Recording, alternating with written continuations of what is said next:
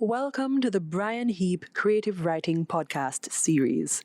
Dr. Brian Heap is the former head of the Philip Sherlock Center for the Creative Arts at the University of the West Indies, Mona campus in Jamaica.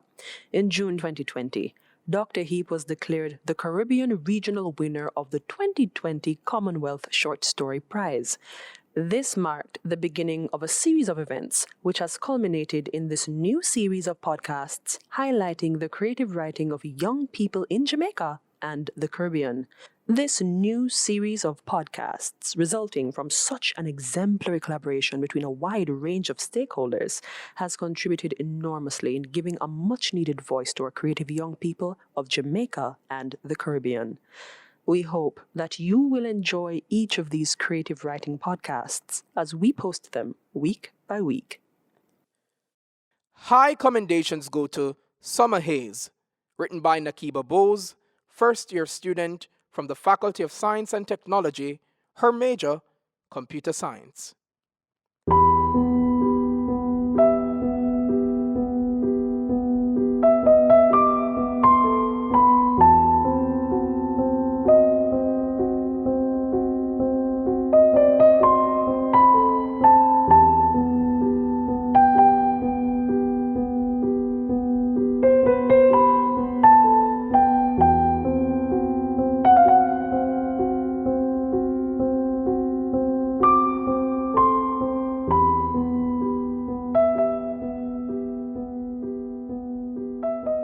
As she wanders through the fields, her golden brown toes weave through the grass.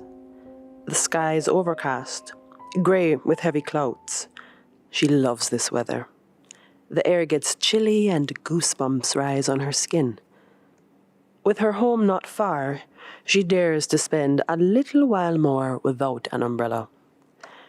She goes to find her shoes and bag and notices, from side-eye, a flash of brown following her every turn. Twisting around, she sees a tiny dog, Pomeranian. The puppy's dark eyes light up as she makes eye contact, its tongue falling out naturally. She only continues to walk. Then she stops at a tree and at the root, her yellow sneakers and one strap bag. The dog is still behind her, wagging its tail in anticipation. She realizes now that the dog probably has no owner or lost them. She's conflicted about what to do, but when a raindrop hits her face and one becomes two, she makes up her mind. Robing herself with her sneaker and bag, she kneels in front of the dog and beckons it close. It is tentative at first, shying away from her outstretched hand, but she smiles sweetly. "It's okay, I won't hurt you." As if the pup could understand, it cutely shuffles towards her. She lifts the animal, fixes it in her bag, and starts with a brisk pace.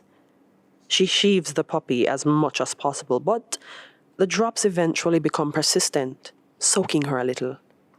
She jogs slowly, and she cannot stop the grin that is marking her lips at the peace of the coolness of rain on her skin that the summer brings. When she finally arrives home, she's greeted by her worrying mother, who scolds her for not leaving as soon as the skies started to grey. They walk into the kitchen together. "What's that in your bag?" "A puppy?" "A puppy," her mother deadpans. "Yes, listen, it was all alone following me, and if I had left it, it would have been alone and soaked in the rain." Her mother seems to want to interject, but she nods in understanding. "You do know that he might already have an owner, right?" "I do," she whines, as she sets the frisky pup on the floor. It rushes back into the living room immediately. "Let's just keep him until someone says something." "So you're not going to search for the owner?" she asks incredulously. "Maybe, if I have time." Her mother sighs, shaking her head.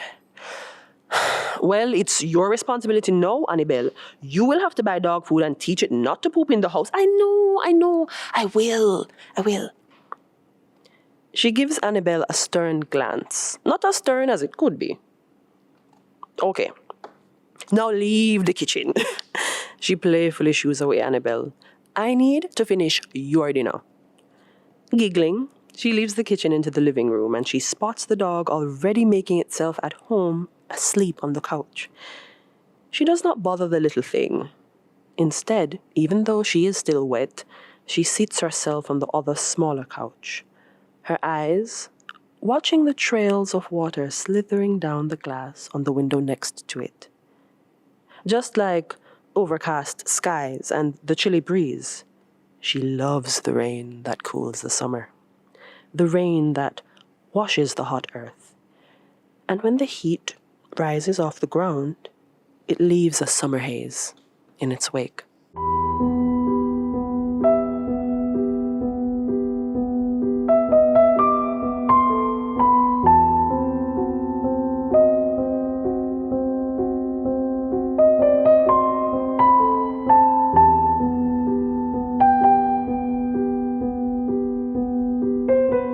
The alarm wakes her at 6 a.m. on the dot.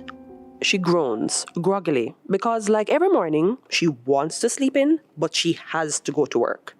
And so, she drags herself from under her sheets and crawls into the bathroom. She wakes herself up by washing her face and brushing her teeth, more or less. She just walks into the shower, a sigh leaving her lip as the water cascades on her bronze skin. Stepping out, she grabs a towel, heading into her bedroom while drying herself. She dresses into her office attire in the form of a black pencil skirt and peach silk blouse. Then she buns her black, kinky hair neatly. She locks and leaves her apartment after making sure all her necessities are in hand. She stiffly greets her neighbors who are on the outside and makes her way to the road. Being around people is like a nuisance for her. Why is she like that? She wonders sometimes. She flags down a taxi, and she's on her way to work. On the arrival at Aaron's accounting firm, she says good morning to her colleagues with as much enthusiasm as her closed heart can gather. She sounds fake to her own ears. With a sigh, she proceeds straight to her cubicle to immerse herself in work with little to no breaks. Someone knocks on her cubicle, and she hears the following clucks of heels. Without looking, she knows it is Renee, her friend that is actually more of an acquaintance. A deep brown hand rests on her shoulder. Maribel, it's lunchtime now. Oh, I didn't realize. You want to have lunch with us? Renee hesitates, twirling one of her black braids. Maribel knows it is because she always declines this offer, but even still, Renee always asks her, and Maribel is surprised that she still puts up with her. Maybe just once in a while, she thinks. For Renee, at least. She smiled sweetly. Sure. Renee grins wide from ear to ear. Great, I'll wait outside. She puts away her things and grabs her purse. She silently nudges Renee, and as they walk to the outside of the firm, the group gets larger. 2 turns to 5, and they stroll on the wide pavement to the nearby plaza. Maribel falls behind them, somehow distracted by the zooming cars on the road and the yellow buses dragging their way out of the adjacent bus park. The 3 that joined are excitedly and loudly gossiping to Renee.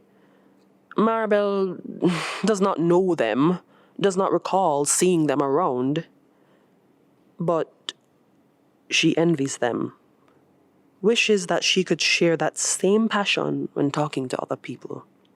When Renee realizes that Maribel's lagging, she stops and gestures for them to slow down for her. Guys, I forgot to introduce you. This is my friend, Maribel. She works in my department. She looks at Maribel. Maribel, this is Tyrone, Nikisha, and Tiana. I met them when I just started working here, and even though we're in different departments, we always have lunch together. Hi, she says weakly with a wave. Hey, they all reply. How comes I've never seen you around? The one named Nikisha asks jokingly. She seems as fiery as the color of her kinky puffout. Maribel laughs ineptly. Tyrone joins in, chuckling sarcastically and rolling his big mocha eyes. Leave her alone, no? She doesn't come to work for you to see her. Nikisha and Tyrone get busy in a playful squabble, with Renee being the mediator. Tiana finds Maribel. Nice to meet you, Tiana chimes. I hope to see you around more often. Maribel cannot deny the way her heart flutters at Tiana's sweet smile. They saunter behind the other three, Tiana engaging her in small talk on their way to a restaurant. They arrive at a cook shop. Her eyes immediately find the menu and she already knows what she wants to eat. She has not eaten ackee and saltfish in a while. Let's find a table first and write down our orders, and I'll order them, Tiana offers. They all agree and they find a table and start chatter about what they want. You seem ready, Maribel. Tiana smiles at her. What do you want? She tells Tiana what she wants and watches as she pulls out a pen from her purse and scribbles down her order in pretty cursive handwriting. Maribel is entranced by it. Would you like to follow me? They can get pretty noisy. Tiana giggles. Maribel nods almost instantly, resembling a pup, blindly following a parent. The restaurant is mostly empty, so they did not take long to request and pay for their meals. Maribel gets flustered at the subtle way Tiana touches her on her arm, the way she nudges her playfully and closes in on her when they chat. She can feel her breath on the skin of her cheek sometimes. They are interrupted when the chef reappears with their orders, giving them a suspicious glance. Tiana blatantly ignores it, but Maribel is wounded by it. They take their stuff to the seat, everyone else waiting with anticipation. Finally! Nikisha exclaims. They dig in their food, and Maribel is surprised at the continuous chatter. She smiles. It is nice. There are 3 chairs to a table, so she and Tiana sit behind the others.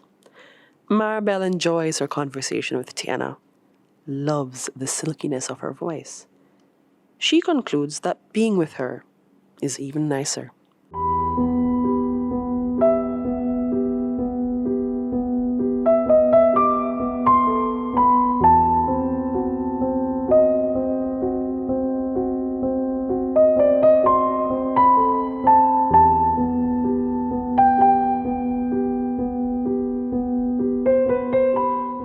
Harley, as small as she is, manages to pull Annabelle along the grainy plain of the beach. Annabelle laughs at her pup's enthusiasm and excitement by being at the waterside. As they wobble alone, the appearance of a silhouette becomes discernible. The face is slightly familiar. Annabelle notices the munchkin cat sitting by her and figures that she is probably someone she met at the pet event kept earlier today, by the hotel they're staying at during the summer. When she's close enough, the face is clear. It is the girl that she, initially, kept making eye contact with. The girl with brown and short, silky, curly hair. And Tiana, she learned her name, was brave enough to initiate a conversation with her. Everything was such a great time. Tiana is funny, and is sometimes touchy, and makes Annabelle's heart race whenever she giggles. She panics. The only kind thing to do would be to walk to her and greet her and maybe sit beside her if she wants company, right? Annabelle does just that with a faltering smile on her lips. Hey! She receives the girl's attention, who beams brightly at her. Hey, you! Sit down beside me, she says as she pats the sand beside her. Annabelle laughs and plops down right beside her. There is silence for a while, but it is not uncomfortable. It is the opposite. It is calming. The sunset over the sea is always a beautiful sight. If I could draw, I would want that to be my first artwork. Yeah, it is, Annabelle drawls, distracted by the splashes of orange, purple, and pink on the blue canvas. The waves rush towards them, only to be pulled back.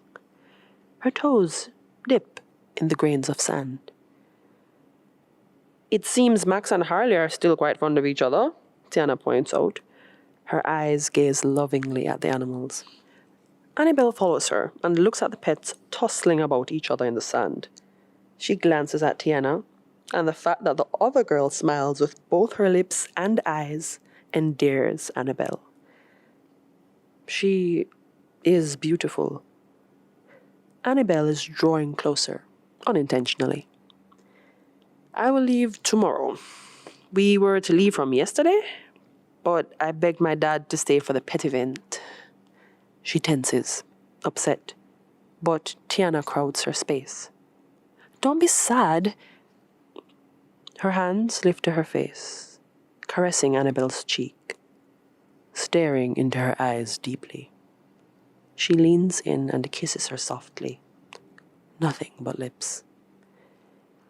If it's meant to be, you will see me in the future, Tiana whispers.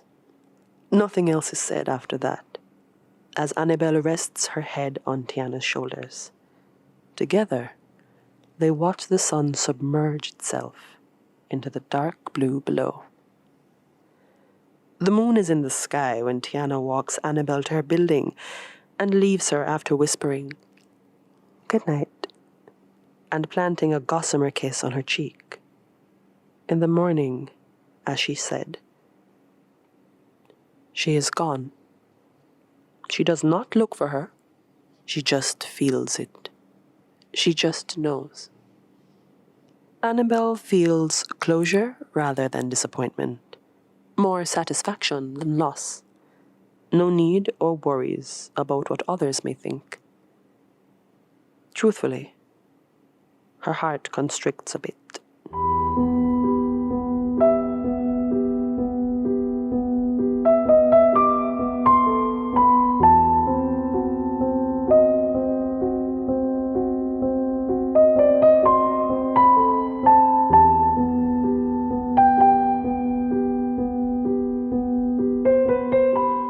Work was particularly stressful for Maribel. If she did not use her lunch hour, she would have to spend the rest of her week trying to complete this single life-sucking forensic account statement. Thankfully, by tomorrow, she will be done. Now, with the sun out of the sky, she lands with a sigh when she seats herself on the stool of the local bar. She gestures to the bartender and he comes to her, a mischievous glint in his eyes, but she pays him no mind. "I'd like a cold red stripe beer, please." "An entire bottle?" The bartender looks at her with amazement. Annoyed, she almost kisses her teeth. "Yes." Tiana quitted. Yesterday was her last day at work. She's moving to the US. Her aunt filed for her. Maribel is perturbed at this. Another bad thing to simmer an awful day. She wanted to be close to Tiana and as far away as possible. The woman stirred up taboo feelings, but it still hurts that she's gone without a goodbye. She owed her that much for leading her on. The bartender hums, taking a beer from a cooler and returns to her. She pays him, taking the opened bottle and wasting no time in placing it to her lips after muttering a half-hearted thanks.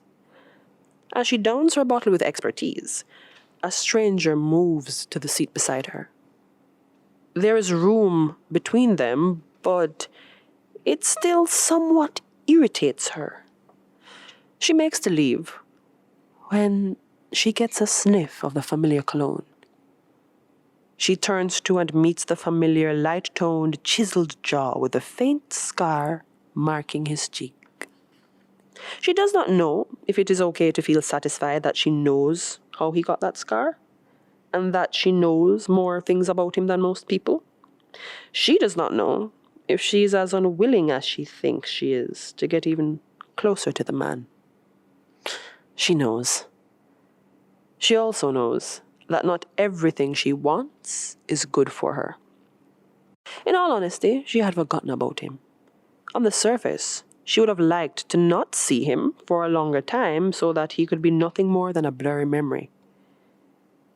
When she finds his eyes, they are already on her. He smirks, and his simper is one that he knows she cannot resist. I had a feeling you'd be here, he starts. From the moment I stepped in, he gives her a once-over with predatory eyes, shamelessly. I haven't seen you in a really long time. I missed you. You missed me in your bed, she clarifies with a raised brow. That too, he agrees with a shrug. She's quieted and he hums. About my bed. Do you miss it? He gazes at Maribel with intent. And Maribel could use a distractor right now. Yeah, Matthew. I do. She always wonders how she ends up in this position. It may be because she loves to disappoint herself, loves the tug of war between her brain and her heart.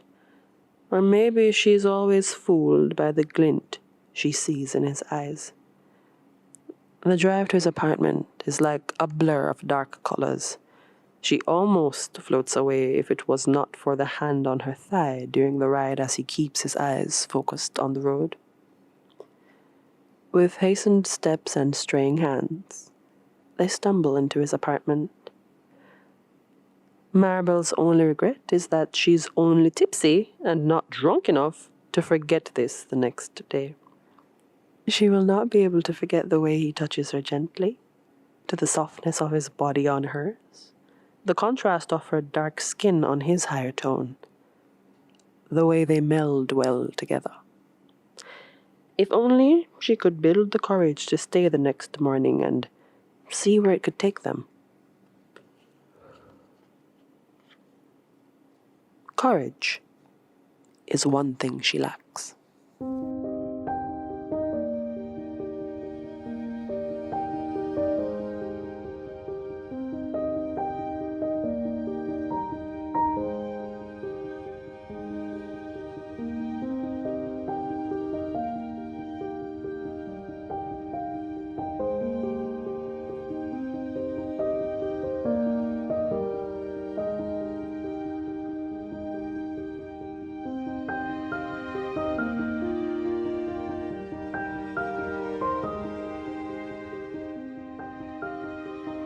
The place is quite crowded. Annabelle had opted to stay home, but her mother would not let her. Now she's at this gathering, a get-together, with no one she knows. She has lost her mom in the fray, so she decides to find a seat while she waits on her mom to notice she is lost and calls her on her cell phone. She makes her way to the tables and the chairs towards the back of the yard. When she reaches for a chair, another hand reaches for the same one. Surprised, she leaps back, greeted by an expression that mirrors her. The boy, seemingly around her age, smiles politely, his pearly white teeth on display. You can take it, I'll just take the next one. He pulls out both seats and sits down in the one next to her. She follows him, perching on the chair, murmuring a shy, thanks. No problem. My name is Ryan. Nice to meet you, Ryan. I am Annabelle. Eventually, they find themselves immersed in random conversations. She learns that his parents are the ones hosting the event.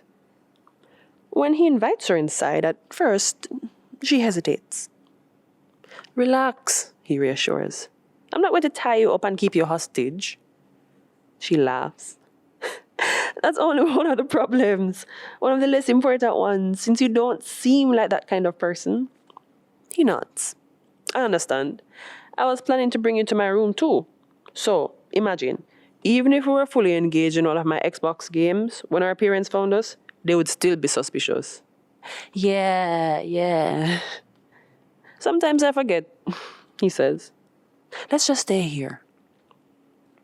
She agrees with a nod and finds herself staring at him so much that she notices the small indent on his fair cheek. She wonders how he got it. She does a great job at multitasking, listening to and answering him and ogling his features. She finds a beauty spot on his neck. Frankly, it is not a difficult job since he does not talk as much. He is very handsome and gentle. Gentle is not something Annabelle is used to seeing in boys. They talk about school, hobbies, future goals, and when love becomes a sudden topic, she tries to be honest. I liked someone once, but it didn't work out before it became anything. Oh, I see. I've had a lot of failed relationships. You have to keep looking until you find the one for you, you know? In the following silence, he scratches his trimmed, tightly curled hair with a sigh of frustration and hesitancy. I'd like to get to know you better. Annabelle is flushed, knowing what this means. She knows it is a mutual feeling. She takes out her phone. He is surprised, but she overlooks it. They exchange numbers. The grin he gives Annabelle is butterfly-inducing. It makes her stomach feel funny, and it makes her smile, too. You make me want to tell you everything about me, Ryan confesses. She looks at him pleasantly shocked. I'll listen to whatever you say.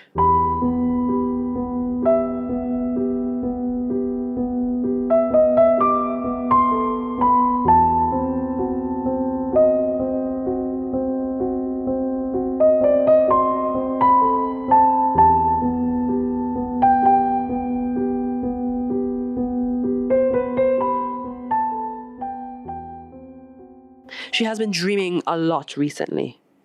The scenes are always hazy as she tries to remember them, but the feeling of familiarity remains, like it could be a replay of her life as a young adult, or, weirdly, even a past life. She longs to remember them, feels that they may be more important than she thinks. It is finally Friday. She pulls the strength she needs. She'll be visiting her mom. She has not seen her in a while. Her mom was always strong-willed, and she could carry her own even at that age. She took advantage of that and supported her mom from afar. Sometimes she feels guilty about that. She goes to work in the morning and leaves for her apartment as the clock hits 4. She packs a bag. Maybe her mother will let her stay there during the weekend. On her way, she can hear her heart beating in her ears. The decision was an impulsive one, but she craves a change, and that craving is more profound than her own brain can understand. Her family is a great place to start. She bids the last taxi man farewell as she walks down the familiar lane. She stops and knocks on one of the doors of the blocks of houses without fences. 3 times. A lady, her mom, opens the door slightly. At the age of 59, she is still hearty, blooming, and healthy. There are hardly any aging lines on her face. There are only a few locks of grey hair at the front of her hair. Maribel is still a copy and paste of her mother. Everything similar down to her skin tone. Her mother's eyes are dull as they look at her. She notices. You didn't tell me you were coming. Her mother pulls the door wider and moves aside so Maribel can walk inside. Yeah, I wanted to surprise you. Maribel stammers out. Her mother's brows raise in surprise. Really? Yeah, she replies distantly, distracted by the nostalgic feeling of being in her childhood home. The place has hardly changed, except for the paint on the wall and the new couches. She hears the low click of the door closing as she places her bag on the coffee table. She looks lonely, standing amid the living room. Her mother walks to her. Thankfully, I cleaned your room recently. You can settle down in there. She takes a seat on the center couch and focuses on the TV that Maribel did not realize was on until now. She wants to do something. She needs to do something. Jerkily, she kneels in front of her mother. Her forehead falls on her mother's knees. I'm so sorry, Mommy. I am such a horrible person. I abandoned you. I became selfish. I don't know what happened. But I hate myself. I hate my life. She cannot stop the tears that roll down her cheeks. She cannot look at her mother. I hate this. I want to be free. I feel trapped. And I don't know who to talk to. I don't know who to talk to me. A hand falls on her hair. caressing her strands and tenderly coercing her to raise her head. My sweet daughter, I am here for you. Thank you for being honest with me. Her mother pulls her up to the couch, putting her daughter's head in her lap. She massages her hair once more. You want to change, and you've already started. Thank you for coming up here. I missed you dearly. She steps into the living room, where her mom embraces her in a hug.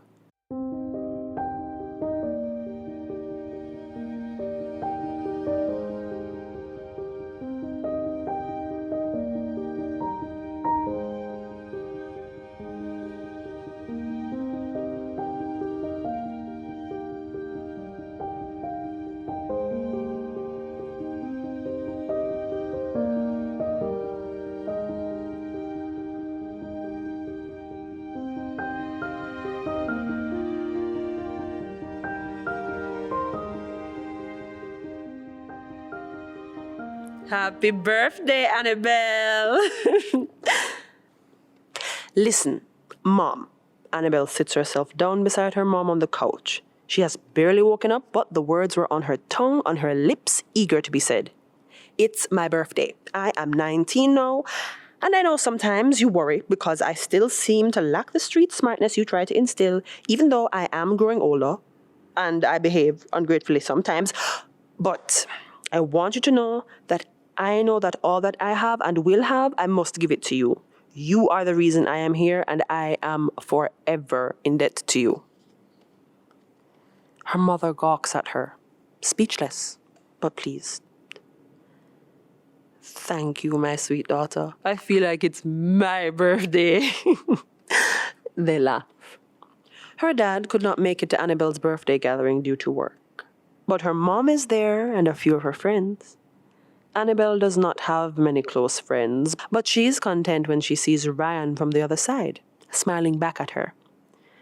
His palm taps the seat next to himself, and like a moth to a flame melting a candlestick, she goes to him. It is a good flame, she thinks. It does not scorch her, but makes her feel even warmer in the humid atmosphere. Sitting down beside him, she gives him a bright smile, and he stares at her, soaking her in. They talk.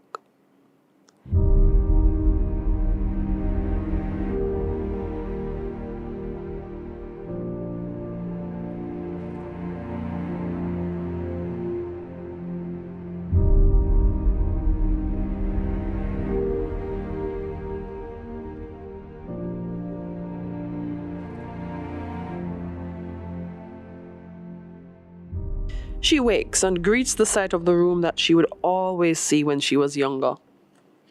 She finds an album of pictures in the empty drawers. She was so young and fresh. She had so many goals. Goals that she still had not achieved up to now. There are pictures of her as a baby and more of her as a playful toddler. She cannot help but giggle at the photograph of her putting her finger in her dad's nose.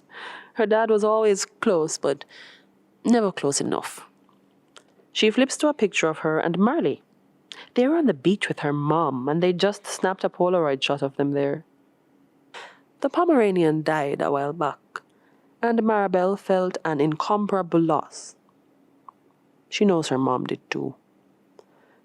The last few pictures were from her 19th birthday party. They did not have a big celebration when she turned 16 or 18, so her mother tried to remedy that and planned diligently for that one. She did not have many friends back then, but one or two school acquaintances were there, a few of their neighbors and her mother's friends. Those were simpler times. Sometimes she misses those times. Other times she yearns for more. Placing the album back in her drawer, she makes it for the kitchen. Her mother is already at the stove. Cooking has always been her favorite house task. I'll help. Her mother turns around with a gentle smile and light in her eyes. Okay. She stands beside her mother and starts chopping up the scallions that are out. Mummy, yeah? What are you making? What does it look like? She observes the ingredients laid out on the kitchen counter. Ackee and saltfish, her favorite. I am not pleased with myself. A lot of things have happened this summer that I think I do not deserve. The summer is ending and I am still shy, still useless, still irresponsible, still insecure, still dependent. I want to change, I want to be better. Maybe I'm still too young. Was that an excuse my brain conjured up? There may be no hope for me now because I am naive and incapable.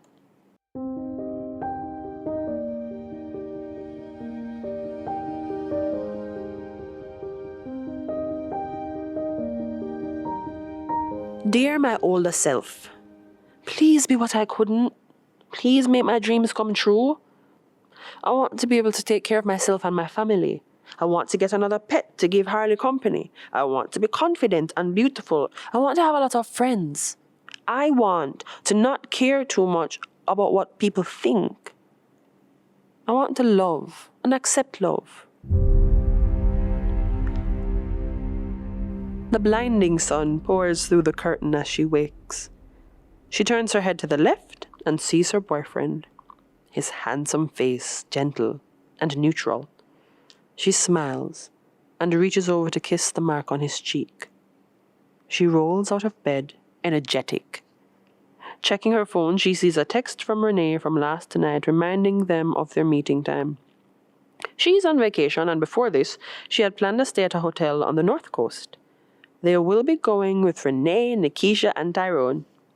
She giggles, wondering how she's going to wake up the big lump of a man still in the bed. Her phone sings. It is her mom. Happily, she answers. Good morning, Mommy. Good morning, my baby. Please be safe when you go out. I will, Mommy. I love you. I love you too. Tell Mattia hi for me. She's brushing her teeth when a pair of muscular arms snake around her waist. Good morning, sleepyhead. Her voice muffled. Good morning. Matthew's low, groggy voice replies. Are you excited for this week? He plants a smooch on her cheek before moving beside her and taking his toothbrush and the toothpaste. I'm excited to finally enjoy this with you. So yeah, I am more excited than you. He grins, the toothbrush sticking out from his teeth. He is kind of cute.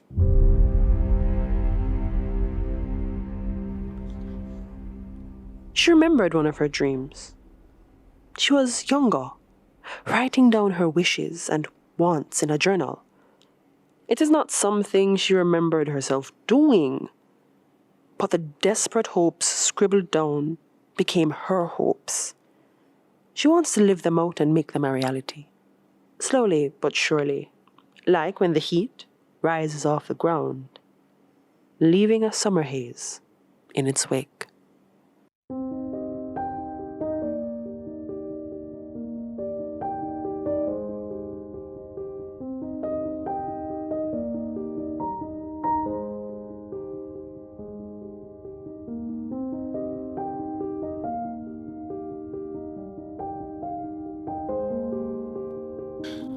You just heard Summer Haze, written by Nakeeba Bowes and read by Twila Wheelan, a Philip Sherlock Center for the Creative Arts production, sponsored by Chase Fund.